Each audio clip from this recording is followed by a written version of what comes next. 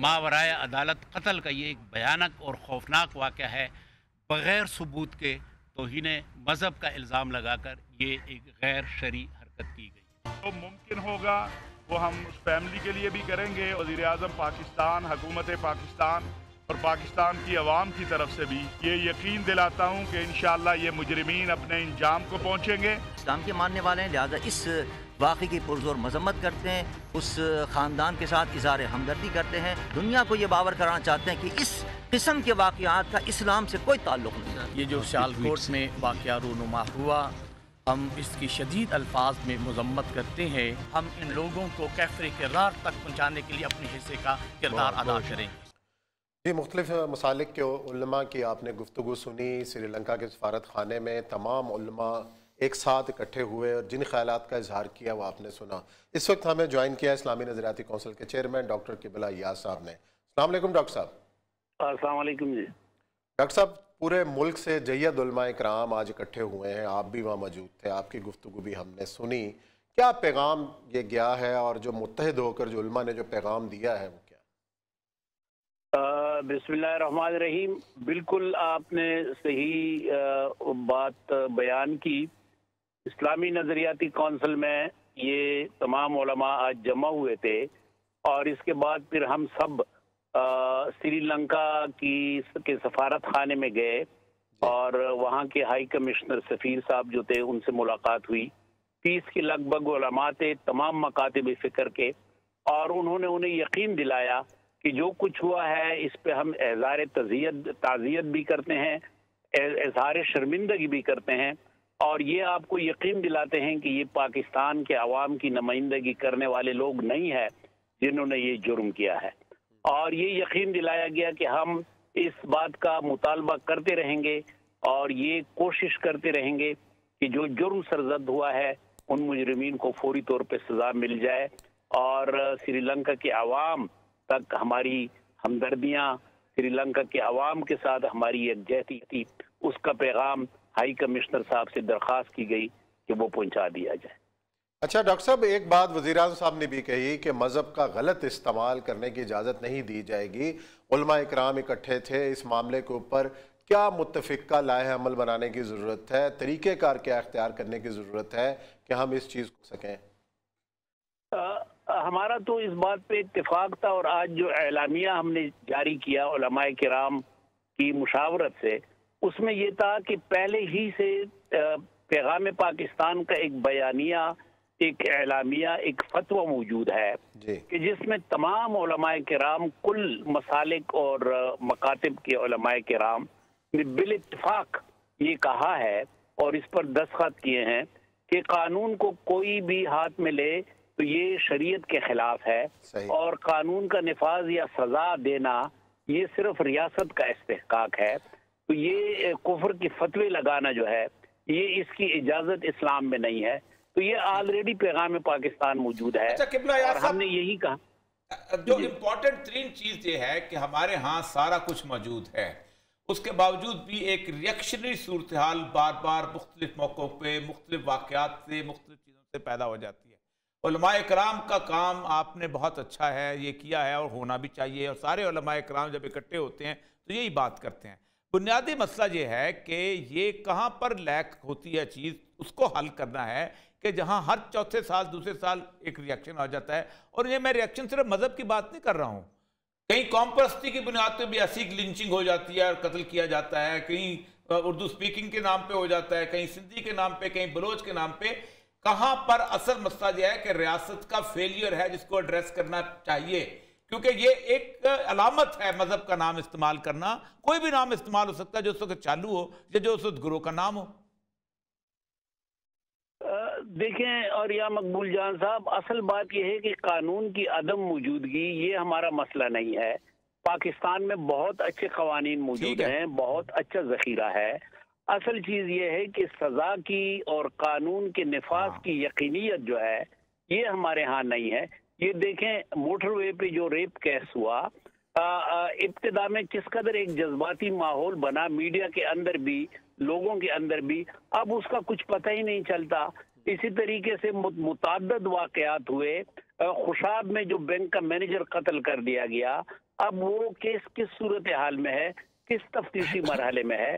تو اصل مسئلہ ہمارے ہاں یہ ہے کہ سزا کی یقینیت جو ہے اس کے بارے میں لوگ جو ہیں وہ اظہار کر رہے ہیں کہ اس کے بارے میں ہمارے ہاں کوئی منظم نظام نہیں ہے. قبلہ یا صاحب ایک اور کی یقینیت نہ ہو, صحیح ہے, درست فرمایا آپ نے. ایک اور تک میں نہیں سمجھتا کہ کوئی بہتری کی امید ہے. چونکہ آپ اسلامی نظریاتی کونسل کے سربراہ ہیں تو خاص طور پہ اس وقت بہت بڑا, میں کل بھی اس بات کو مفتی تقی عثمانی صاحب ہمارے ساتھ تھے, منیب رحمان صاحب ساتھ تھے ہمارے, ہم نے یہی بات کی بنیادی طور پر کہ اس ملک کے اندر 90% کے قریب شرعی قوانین نافذ ہو چکے ہوئے ہیں, اس کے باوجود بھی لوگ اس کو ایک شرعی قوانین والے ملک نہیں سمجھتے. آپ کی آواز پوری طرح مجھے سنائی نہیں دی, میں عرض کر رہا ہوں جو کچھ میں سمجھا ہوں, جو کچھ میں سمجھا ہوں, اسلامی نظریاتی کونسل نے تو مسلسل خاص کر جو قصور کا واقعہ ہوا زینب بچی کے قتل کا, اس میں ہم نے بہت زبردست ایک فکری برین سٹارمنگ کی اور اس میں ہم نے بہت جامع سفارشات دی ہیں. اس میں ایک سفارش یہ ہے کہ فوری سماعت کی عدالتیں ہوں. اب بھی ہم یہ کہتے ہیں کہ یہ جو سانحہ سیالکوٹ ہے یہ انسداد دہشت گردی عدالت میں ہے, تو ہماری امید یہ ہے کہ انسداد دہشت گردی عدالت جو ہے وہ روزانہ کی بنیاد پر سماعت کرے تاکہ جلد از جلد جو ملزمان ہوں ان کو کیفر کردار تک پہنچایا جائے, تب کہیں جا کے حالات میں بہتری آئے گی. بہت شکریہ جی, ڈاکٹر صاحب نے بڑی تفصیل سے بات کی. میں پہلے بھی کہہ رہا تھا اور آج بھی کہتا ہوں کہ بنیادی طور پر خاص طور پہ حرمت رسول کے معاملے کا 4 عدالتیں 4 صوبوں میں بنانا کوئی مشکل کام نہیں. آپ پورے پاکستان میں گن لیں نا تو آپ کو 40 سے زیادہ کیسز ملیں گے پورے 77 سال کی تاریخ کے اندر. یہ 40 کیس 4 عدالتوں میں چلانا مشکل کام ہے. ایک تھانہ ہو جو انویسٹیگیٹ کرے جس کے اندر وہ لوگ ہوں جن کو آپ واقعی تذکرہ کو سمجھتے ہوں, ایشو کو سمجھتے ہوں, سینسٹیو ہوں, نیک ہوں, سب کچھ ہوں. جج وہ ہو کہ جس کے اوپر خود لگتی ہو الزام. مطلب ہمارے ہاں ہوتا کیا ہے کہ ہم حدود لا بنا لیتے ہیں, جو ایس ایچ او تحقیق کرتا ہے اس پہ بھی حدود لا لگ سکتا ہے, جو جج سنتا ہے اس پہ بھی حدود لا لگ سکتا ہے, جو جناب اپنا وکیل مقدمہ لڑتا ہے اس پہ بھی حدود لا لگ سکتا ہے. ہم تو مذاق کر رہے ہوتے ہیں نا قانون کے ساتھ. مرسڈیز گاڑی اگر گدھا گاڑی والے کو چلانے کے لیے دے جائے تو ٹکر مرے گا اور کیا کرے گا. اصل مسئلہ یہ ہے کہ کل سے بھی, اور میں تمام لوگوں علماء کو یہ چاہیے, انسداد دہشت گردی ہمارا کچھ 70 سال کا مسئلہ نہیں ہے, صرف 12 سال کا. ان 2007 سے لے کے اب تک انسداد دہشت گردی ہوئی ہے 13 سال.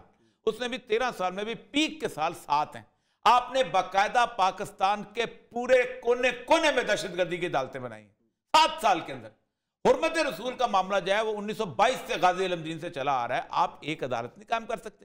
اس کی وجہ یہ ہے کہ آپ اس ایشو کو علیحدہ کر دیں, پھر اس کے بعد جو بھی ایشو آئے, کوئی گیس پہ کسی کو قتل کرے, کوئی چوری پہ کسی کو قتل کرے. لوگ تو حالت یہ ہے کہ لا اینڈ آرڈر کی صورتحال جب خراب ہوتی تھی اسی پاکستان کے اندر لوگوں نے چوروں کو پکڑ کے قتل کیا, ان کو آگ لگائی, نہیں لگائی, ہر جگہ لگائی سال کو. اچھا اب فیشن ہے اپریسیشن ہمارے ہاں پاکستان کے اندر مسئلہ ہے کہ ماچو امیج, او شیر دا پتر, جو ڈی آئی جی پولیس مقابلے میں بندہ مار دے وہ شیر دا پتر ہو جاتا ہے. اور ہوتا کیا ہے کہ سیالکوٹ میں اسی کی علاقے کے اندر 2 بندوں کو پکڑ کے قتل کر دیا جاتا ہے اور مار کے مار دیا جاتا ہے. لیکن ہم سمجھتے ہیں کہ نہیں, وہ ظاہر بات ہے سر, ہوتا یہ ہے کہ ہیروز چند ایک ہوتے ہیں معاشرے کے اندر, اور چند ایک ہیروز جو ہیں وہ دنیا اس کو فالو کرتی ہے. اگر پولیس مقابلے میں مارنے والا ایک ڈی آئی جی ہو یا ایس ایچ او یا کوئی ہو, آپ اس کو ٹی وی پہ بلائیں گے, آپ اس کی عزت دیں گے, آپ اس کو احترام کریں گے, کوئی بھی ہو. ایک چیف منسٹر حکم دے چیف پولیس مقابلے میں مارنے کے لیے آج, تو پھر اس کے بعد لوگ کہیں گے اس نے عدالت کی پرواہ نہیں کی تو میں کیوں کروں. صحیح بات. امیر محمد خان, جنرل موسیٰ کے بارے میں لاہور شہر میں ایک کہا تھا کہ لاہور شہر میں امن ہو گیا. کیوں امن ہوا؟ اس لیے ہوا کہ اس نے کہا کہ جی سارے ڈاکو مار دو, اور جو کہتے یہ تھے کہ عشائیہ وغیرہ, یہ اچھا شکرہ وغیرہ, یہ لوگ پولیس کو کہہ کے جیل میں چلے گئے تھے. اب ہمارا ہیرو تو یہ ہے کہ جو نہ عدالت کو دیکھے نہ کسی اور کو چیزیں کو, تو لوگ کس کو فالو کریں گے یار؟ لوگوں کے خیال کو سید الانبیاء کی مثال تو موجود نہیں, لوگ کے سمجھ یہ لوگ ہیں, یہ وہ لوگ ہیں جن کو لوگ فالو کرتے ہیں. اصل مسئلہ یہ کہ خان صاحب بنیادی طور پہ تقریر نہیں کریں, سیریس بیٹھیں. 7 میں ہوا تھا وہاں پر نا, میں وہاں تھا انگلینڈ کے اندر, آپ سوچ سکتے ہیں کوئی ایم پی ایسا نہیں تھا کہ جو مسلمانوں کی شادی کی سالگرہ کی تقریب میں نہ جاتا ہو ٹو نو کہ ہمارے ساتھ ان کا مسئلہ ہو کیا گیا ہے کہ یہ لوگ بندے مارنے شروع ہو گئے ہیں، یہ ناراض ہو کیسے گئے ہیں۔ ہمارے ہاں پاکستان میں جو شخص اٹھتا ہے rate of the government, rate of the government, rate of government, جس کے گھر کے اندر 4 کتے گارڈ کے اوپر ہوتے ہیں، جس کے گھر کے اندر 2 سوئمنگ پول ہوتے ہیں، جس کے اندر 6 گاڑیاں ہوتی ہیں، شام کا سرخی پاؤڈر لگاتا ہے، یہ کرتا ہے ریٹ آف دا گورنمنٹ۔ بھائی ریٹ آف دا گورنمنٹ جو ہوتی ہے عوام کے لیے ہوتی ہے، ریاست جو ہے خلا نہیں ہے، 22 کروڑ عوام کا نام ریاست ہے، صحیح ہے، اس میں اگر ایک بندہ یہ قتل ہوتا ہے اور 6 بے گناہ قتل ہوتے ہیں تب بھی غلط ہے۔ اور ریٹ آف دا گورنمنٹ آپ میں ریاست میں رہا ہوں، وہ جو فواد چودھری کی ایک بات بہت اچھی لگی، اس نے کہا ریاست ویک ہے ابھی، اور ویک ہوتی ہے 22 کروڑ عوام کی سینٹیمنٹس کے سامنے جہاں ان کو کھانا نہیں ملے گا، بھوک نہیں ملے۔ میں آپ کو بتاؤں ریولوشن کی ایک تھیوری بتاتا ہوں یہاں پر، ریولوشن کی تھیوری میں کہتے ہیں کہ جس وقت لوگ تنگ آ جاتے ہیں، جب ان کو مہنگائی ہوتی ہے، جب ان کو چوری ڈکیتی ہوتی ہے، جب ان کو امن نہیں ہوتا، تو باہر اگر کوئی بندہ نعرہ لگا رہا ہو کسی چیز کا بھی تو میں اپنا غصہ لے کے نکلتا ہوں۔ مجھے توہین رسالت کا نہیں پتا ہوتا، مجھے ایس ایچ او نے مارا ہوتا ہے، میرے بیٹے نے خودکشی کی ہوتی ہے، مجھے پٹواری نے میری زمین قبضہ کی ہوتی ہے، مجھے نوکری نہیں ملی ہوتی کیونکہ میں رشوت نہیں، میں اپنا غصہ لے کے سامنے تحریک لبیک کا نعرہ لگ رہا ہو یا سامنے لگ رہا ہو کسی اور چیز کا نعرہ، یا میرا غصہ، اس کو کہتے ہیں collective psyche of a people. کیا پاکستان میں خان صاحب آپ نے امن دیا لوگوں کو، سکون دیا لوگوں کو، اطمینان دیا لوگوں کو؟ لبیک کا نعرہ نہیں لگے گا، کسی اور چیز کا نعرہ لگے گا، لوگ اسی طرح ماریں گے، کیونکہ لوگوں کے اندر ایک اندرونی غصہ ہوتا ہے، اس کے نزدیک جہاں بھی سمبل ہے، جہاں بھی اس کو غصہ نکالنے کا، اس کو کہتے ہیں جنرل اگریشن۔ اس طرح سیریس سوچو، یہ کرکٹ کا میدان نہیں ہے، بار بار کہہ رہا ہوں، یہ نعرہ آپ نے لگا دیا، اور نعرہ کہ میں یہ نہیں کروں گا 22 سال، آپ حالت یہ ہے کہ پاک، پہلی بات تو یہ ہے چھوڑ دو 4 سال سے کہتے چلے آ رہے ہو کہ اپنا جناب میں نے یہ فلاں مجھے دے کے گئے ہیں، تو میرے گھر میں کوئی دعوت لے کے گیا تھا کہ حکومت سنبھالو؟ تمہیں کو پلیٹ میں رکھ کے دی تھی؟ تمہیں لوگوں نے ترلے کیے تھے؟ تم نے خود کہا تھا مجھے حکومت دو، تم نے خود کہا، وہ نواز شریف وغیرہ تو آج بھی کہتے ہیں تم لے گئے ہم سے حکومت، تم نے خود یہ ہار تم نے پہنا ہوا ہے۔ اور یاد رکھو اگر عوام نے پہنا ہے نا، الیکشن جتا کے جتنے بھی پہنایا، میں عوام کے سامنے کھڑا کون ہوا؟ میں کھڑا ہوا تھا؟